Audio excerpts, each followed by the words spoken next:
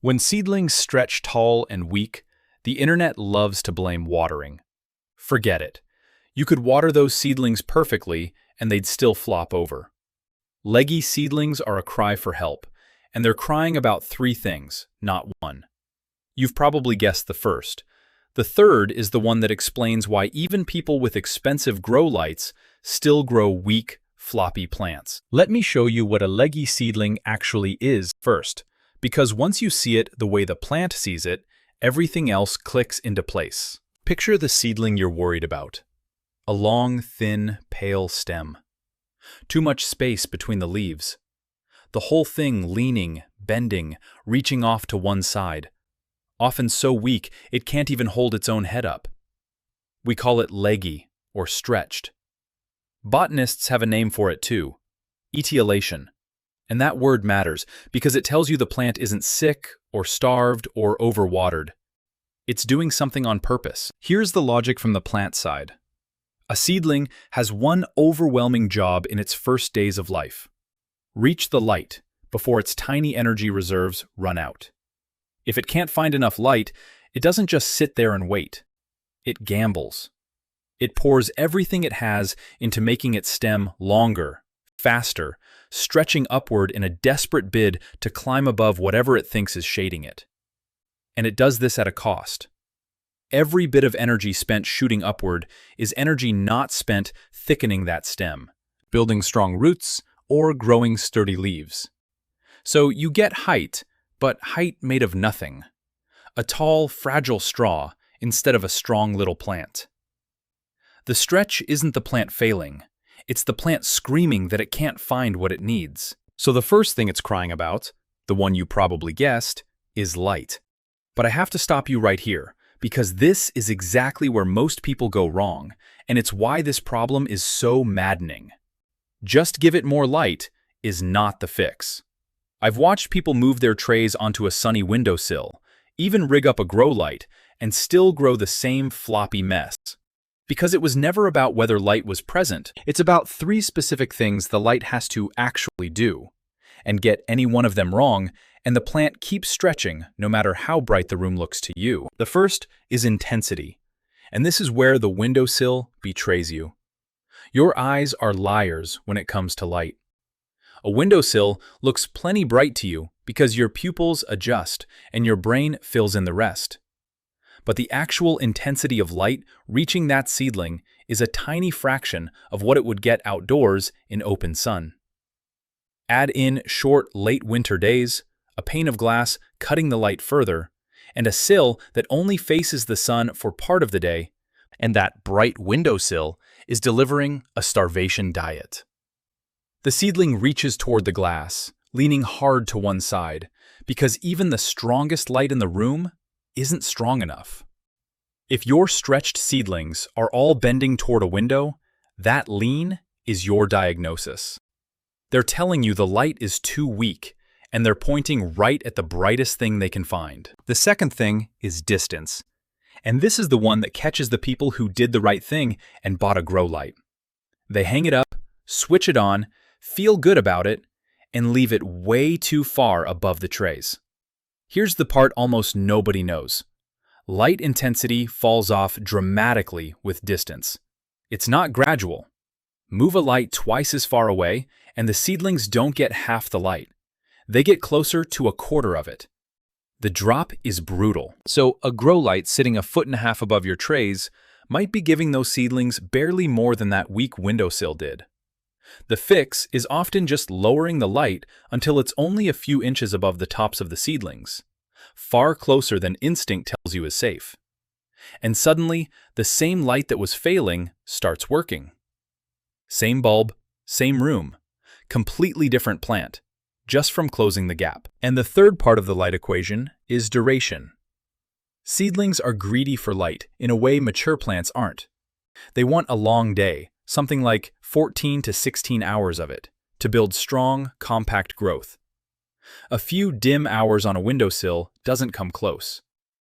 This is the quiet advantage of a grow light over a sill. Not just that it's brighter and closer, but that you control the clock and can give them that long, steady day, every day, regardless of the weather outside. So that's the first thing your seedlings are crying about. In full, not light, but bright enough, close enough, and long enough. Get those three right, and you've solved the most common cause of legginess by a wide margin. But you'll notice I said they're crying about three things, not one. Light is just the loudest. There's a second factor that quietly makes stretching worse even when your light is dialed in perfectly, something most people get exactly backwards because it feels like kindness.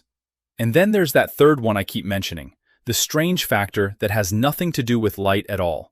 The reason careful growers with great setups still pull out trays of weak, floppy plants and never understand why. Let me show you the second mistake. The warm, well-meaning one. 1930. The second mistake feels like good parenting, which is exactly why it's so common. You give your seedlings warmth. Warmth is wonderful for one job and one job only: germination. Most seeds sprout faster and more evenly with gentle bottom heat, so people set their trays on a heat mat. The seeds pop up beautifully, and everyone's happy. Then they leave the heat mat on, and that's where it turns on you. Because the same warmth that coaxes a seed out of the soil, once the seedling is up and growing, pushes it to grow fast. And fast is precisely what you don't want. Heat is an accelerator pedal. A warm seedling races upward, stretching tall and soft, putting on quick, leggy growth instead of slow, sturdy growth. Here's the rule that surprises people. Seedlings, once they've emerged, actually want it cooler than you'd think. A slightly cool growing space tells the plant to slow down, take its time, and build thick stems and solid roots instead of sprinting for the ceiling. So the move is simple. The day the majority of your seeds have sprouted, take them off the heat. Get that mat out from under them and let them grow on in normal, even slightly cool room conditions. The warmth was for the seed. The seedling needs the opposite. Keep cooking them and you'll undo good lighting with too much heat and never understand why your perfectly lit trays still stretched. And there's a quiet partner to the heat problem that makes everything worse: crowding. We sow too thickly. It's almost impossible not to. Those seeds are tiny and the packet is generous. But when seedlings come up shoulder to shoulder, packed in tight, they start shading each other. And a seedling that's being shaded by its neighbor does the only thing it knows how to do. It stretches to climb above them. So you get a whole tray locked in a slow-motion race upward, every plant straining over the next, all of them growing tall and weak together. The crowding also traps damp, still air right around the stems, which invites that sudden rot that flattens a whole tray of seedlings overnight. The fix takes nerve, but it's worth it. Thin them. Once your seedlings have their first true leaves, be ruthless. Snip out the weakest ones at soil level with scissors and give the survivors real space to stand on their own without touching their neighbors. I know it feels like waste, cutting down healthy little plants you work to grow. It isn't. 10 seedlings with room and air will grow into stronger, stockier plants than 30 crammed together ever could. You're not throwing growth away, you're choosing it. So now look at what we've got. Bright light, close and long. Cool air instead of lingering heat. Room to breathe instead of a crowded scramble. Do all of that and you fix the vast majority of leggy seedlings. Most people never even get this far, and just these would transform their trays. But I promised you a third thing, the strange one.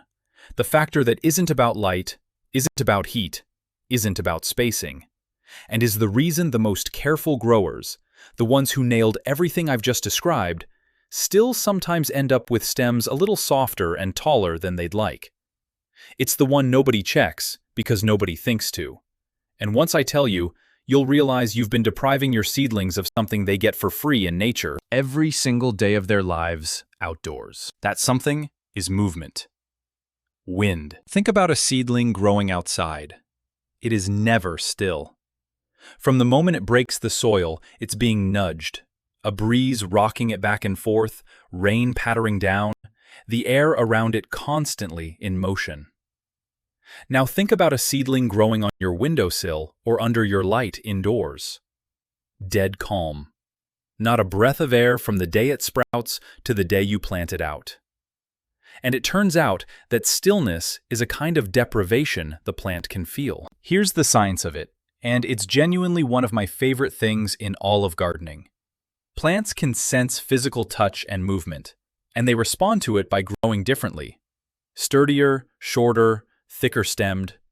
There's even a name for it, thigmomorphogenesis, the way a plant changes its shape in response to being touched and moved. When a stem gets gently bumped and bent over and over, the plant reads that as, "The world out here is rough. I'd better build a stronger trunk to handle it." So it diverts energy from shooting upward into thickening and strengthening. A seedling that's never touched, never moved, never stressed even slightly, gets the opposite message. It's calm and safe here. No need to bother with a strong stem.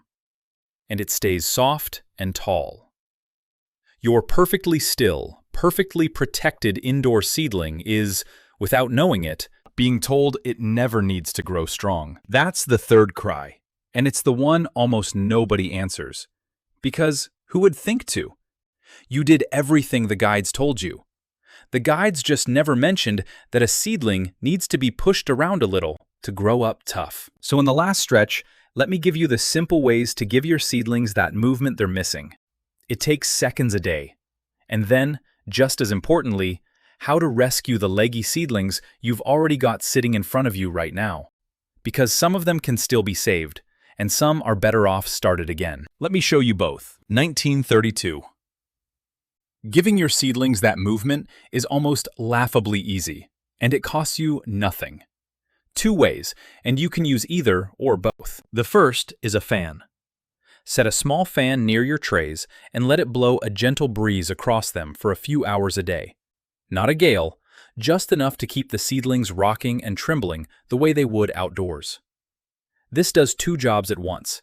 It triggers that sturdy, thick-stemmed growth we just talked about, and it keeps the air moving over the soil and stems, which dramatically cuts the damp, stagnant conditions that cause young seedlings to suddenly rot and collapse. A fan is the single most underused tool on any seed-starting shelf. Most people have never been told to use one. Now you have. The second costs nothing at all. Your own hand.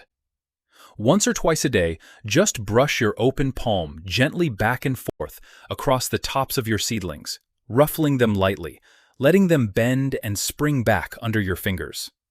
That's it. 10 seconds. Each pass is a little dose of that movement signal, telling the plants to toughen up and build stronger stems. Walk past the tray, give them a ruffle, move on. Over a couple of weeks, that tiny habit grows noticeably stockier, stronger plants. And it's strangely satisfying once you know what it's doing. So that's the full picture. All three cries answered.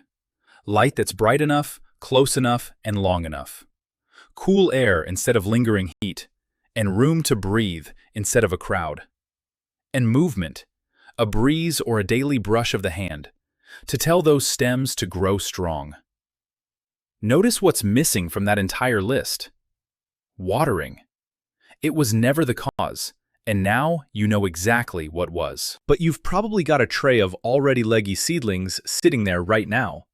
And a fair question, can those be saved, or do you start over? Here's the honest answer, because it depends on what you're growing. Some plants can be rescued, and tomatoes are the champions of this. Tomatoes have a remarkable trick. They can grow new roots all along any part of the stem that's buried in soil. So a long, leggy tomato seedling isn't a loss at all. When you pot it up or plant it out, just bury it much deeper than it was. Strip off the lower leaves and sink that long, weak stem right down into the soil, leaving only the top cluster of leaves above the surface. The buried portion sprouts roots along its whole length, and what was a fragile, stretched seedling becomes a powerhouse with an enormous root system. Peppers and a few others tolerate slightly deeper planting too. For these, legginess is forgivable, but I won't pretend it works for everything, because it doesn't. Many seedlings, and most of the others you'll start, can't grow roots from their stems like that, and burying them deep just leaves the stem to rot. For those, a badly leggy, flopping seedling is usually not worth nursing along into a weak, underperforming plant. The harder truth, and the more useful one, is this. If it's still early enough in the season, start them again.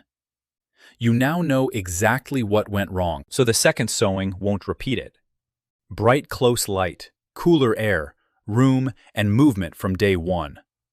A fresh tray started right will overtake a struggling leggy one so fast it isn't worth the heartache of babying the first. Knowing when to start over is a skill, not a failure. So here's the thing I most want you to take from all this. A leggy seedling was never a mystery, and never a verdict on your gardening. It was a message, written in the only language a plant has, the shape of its own body. That long, pale stem leaning at the window was telling you the light was too weak and too far. The soft, fast growth was telling you it was too warm and too crowded. And the floppiness no light seemed to fix was telling you it had never once felt the wind. Learn to read that, and you stop guessing. You just look at the plant and know. So go look at your seedlings, right now, with new eyes. Are they leaning? Move the light closer, today. Still on the heat mat? Take them off. Pack tight? Thin them out. And whatever you do, set a fan on them or give them a brush of your hand every time you walk by.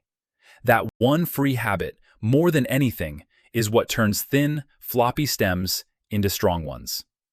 Small changes, starting this afternoon, and your next tray comes up stocky and strong. If this finally explained the floppy seedlings you've been blaming yourself for, and especially if it got watering off your back for good, pass it along with a like so it reaches the next person standing over a tray of stretched out little plants, certain they did something wrong. Tell me down below what you're starting from seed this year. I read every comment, and I'm always curious what's on people's shelves. Subscribe if you'd rather understand why your garden does what it does than just follow rules, and I'll see you in the next